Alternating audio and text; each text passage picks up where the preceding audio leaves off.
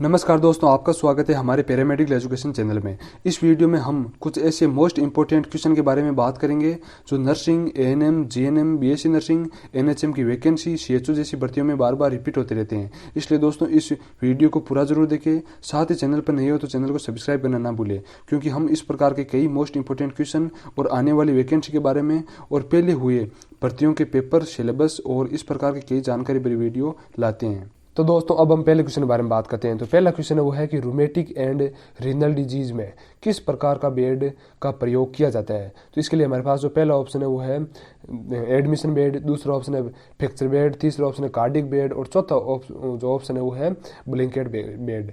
तो दोस्तों इसमें जो राइट ऑप्शन होगा वो होगा डी, ब्लैंकेट बेड। अब हम नेक्स्ट क्वेश्चन के बारे में बात करते हैं कि determination of nature and extent of a disease is called. तो इसमें जो पहला ऑप्शन है वो है प्रोग्नोसिस, दूसरा ऑप्शन है डायग्नोसिस, तीसरा ऑप्शन है ईटियोलॉजी और चौथा ऑप्शन है वो है पैथोलॉजी। तो इसमें जो राइट ऑप्शन होगा वो होगा बी, डायग्नोसिस। अब हम नेक्स्ट क्वेश्चन के बारे में बात करते हैं। तो नेक्स्ट क्वेश्चन है वो है कि सेंट्रल मैटरनिटी बेनिफिट एक्ट कब आया था। तो इसमें जो पहला ऑप्शन है वो है 1951, दूसरा ऑप्शन है वो है 1955, तीसरा ऑप्शन है 1961 और चौथा ऑप्शन है वो है 1965। तो इसमें जो राइट ऑप्शन है वो है सी, 1961। अब हम नेक्स्ट क्वेश्चन के बारे में बात करते हैं कि चिल्ड्रन एक्ट कब आया था। इसके लिए हमारे पास जो पहला ऑप्शन है वो है 1960, दूसरा ऑप्शन है 1955, तीसरा ऑप्शन है 1965 और चौथा ऑप्शन है वो है 1971। तो इसमें जो राइट ऑप्शन है वो है ए, 1960, यानी चिल्ड्रन एक्ट है वो 1960 में आया था या 1960 में लागू हुआ था। अब हम नेक्स्ट क्वेश्चन के बारे में बात करते हैं। तो नेक्स्ट क्वेश्चन वो है कि course and duration of disease is called. तो इसमें जो पहला ऑप्शन है वो है ईटियोलॉजी, दूसरा ऑप्शन है पैथोलॉजी, तीसरा ऑप्शन है डायग्नोसिस और चौथा ऑप्शन वो है प्रोग्नोसिस। तो इसमें दोस्तों जो राइट ऑप्शन होगा वो होगा डी, प्रोग्नोसिस। अब हम नेक्स्ट क्वेश्चन के बारे में बात करते हैं कि बीमारी के कारणों का अध्ययन कराने वाली विज्ञान कहलाती है। तो इसमें जो पहला ऑप्शन है वो है ईटियोलॉजी, दूसरा ऑप्शन है पैथोलॉजी, तीसरा ऑप्शन है वो है सिम्प्टोमेटोलॉजी और चौथा ऑप्शन है वो है हिमेटोलॉजी। तो इसमें जो राइट ऑप्शन होगा वो होगा ए, ईटियोलॉजी। अब हम नेक्स्ट क्वेश्चन के बारे में बात करते हैं कि निम्न में से कौन सा प्रोग्राम फर्स्ट 5 ईयर प्लान में शुरू नहीं किया गया।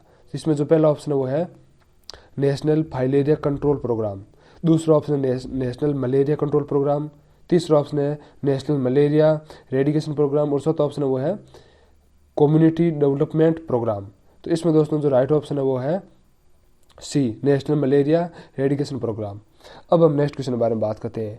तो नेक्स्ट क्वेश्चन वो है कि साइन होते हैं। पहला ऑप्शन है सब्जेक्टिव एविडेंस, दूसरा ऑप्शन है ऑब्जेक्टिव एविडेंस, तीसरा ऑप्शन है ब्लड एविडेंस और चौथा ऑप्शन है वो है नॉन ऑफ अबव।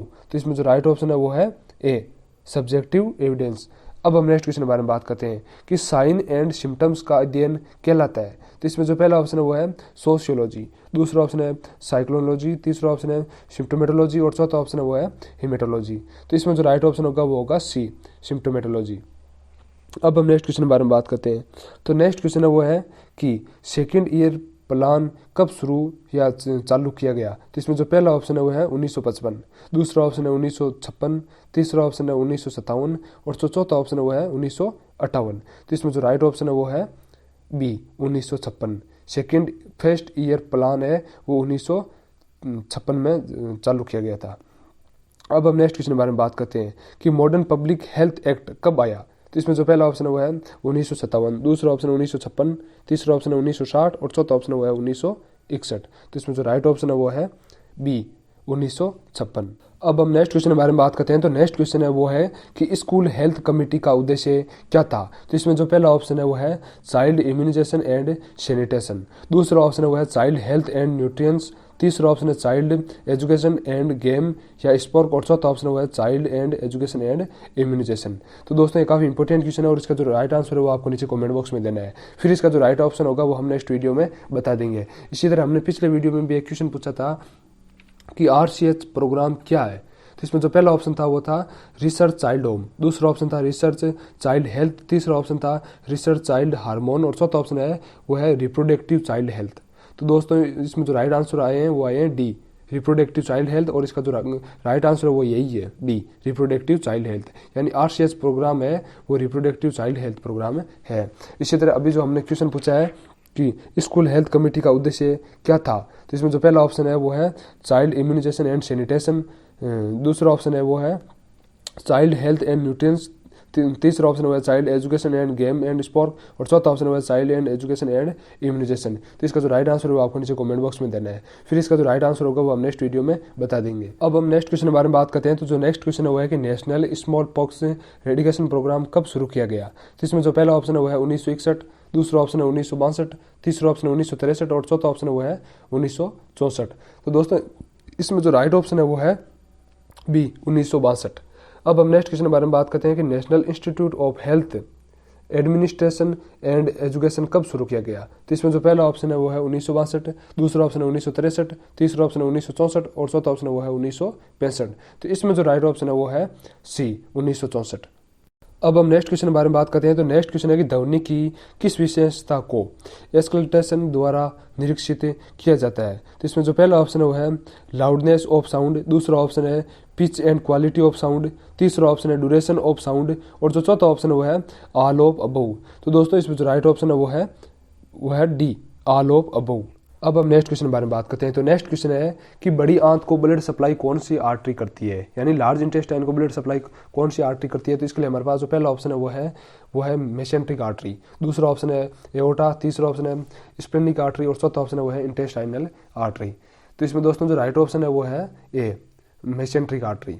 अब हम नेक्स्ट क्वेश्चन के बारे में बात करते हैं कि डायफ्राम को कौन सी आर्टरी ब्लड सप्लाई करती है। तो इसमें जो पहला ऑप्शन है वो है कोरोनरी आर्टरी, दूसरा ऑप्शन है फ्रेनिक आर्टरी, तीसरा ऑप्शन है विल्स सर्कल और चौथा ऑप्शन है वो है आल। तो इसमें जो राइट ऑप्शन है वो है बी फ्रेनिक आर्टरी। अब हम नेक्स्ट क्वेश्चन के बारे में बात करते हैं कि एडल्ट में ब्लड फॉर्मिंग ऑर्गन है। इसमें जो पहला ऑप्शन है वो है लीवर, दूसरा ऑप्शन है बोन मेरो, तीसरा ऑप्शन है स्प्लीन और चौथा ऑप्शन है वो है किडनी। तो इसमें दोस्तों जो राइट ऑप्शन है वो है बी बोन मेरो, यानी एडल्ट में जो ब्लड है वो बोन मेरो में बनता है। अब हम नेक्स्ट क्वेश्चन के बारे में बात करते हैं कि यदि हार्ट रेट 70 है तो ये अवस्था होती है। पहला ऑप्शन है टेकिकार्डिया, दूसरा ऑप्शन है ब्रेडिकार्डिया, चौथा ऑप्शन है तीसरा ऑप्शन है नॉर्मल रेट और चौथा ऑप्शन है वो है नॉन। तो इसमें दोस्तों जो राइट ऑप्शन है वो है बी ब्रेडिकार्डिया, यानी हार्ट रेट अगर 70 है तो ये अवस्था है वो ब्रेडिकार्डिया कहलाता है। अब हम नेक्स्ट क्वेश्चन के बारे में बात करते हैं। तो नेक्स्ट क्वेश्चन वो है कि रेक्टम को एग्जामिनेशन करने के लिए निम्न में से किसका उपयोग किया जाता है। तो इसमें जो पहला ऑप्शन है वो है फोइटोस्कोप, दूसरा ऑप्शन है प्रेक्टोस्कोप, तीसरा ऑप्शन है लेरिंगोस्कोप और चौथा ऑप्शन है वो है नॉन ऑफ अबव। तो इसमें दोस्तों जो राइट ऑप्शन है वो है बी प्रेक्टोस्कोप, यानी रेक्टम की एग्जामिनेशन करने के लिए प्रेक्टोस्कोप का उपयोग किया जाता है। अब हम नेक्स्ट क्वेश्चन के बारे में बात करते हैं। नेक्स्ट क्वेश्चन है कि लेरिंगोस्कोप का उपयोग किया जाता है। तो इसमें जो पहला ऑप्शन है वो है टू विजुलाइज रेक्टम, दूसरा ऑप्शन है टू विजुलाइज वेगिना, तीसरा ऑप्शन है टू विजुलाइज लेरिंग्स और चौथा ऑप्शन नॉन ऑफ अबव। तो इसमें दोस्तों जो राइट ऑप्शन है वो है सी टू विजुलाइज लेरिंग्स। इस प्रकार दोस्तों हमने मोस्ट इंपोर्टेंट क्वेश्चन के बारे में बात की है। तो अगर ये क्वेश्चन आपको अच्छे लगते हैं तो इस वीडियो को लाइक करें, अपने दोस्तों के साथ शेयर करें और चैनल पर नए हो तो चैनल को सब्सक्राइब करें। Thanks for watching.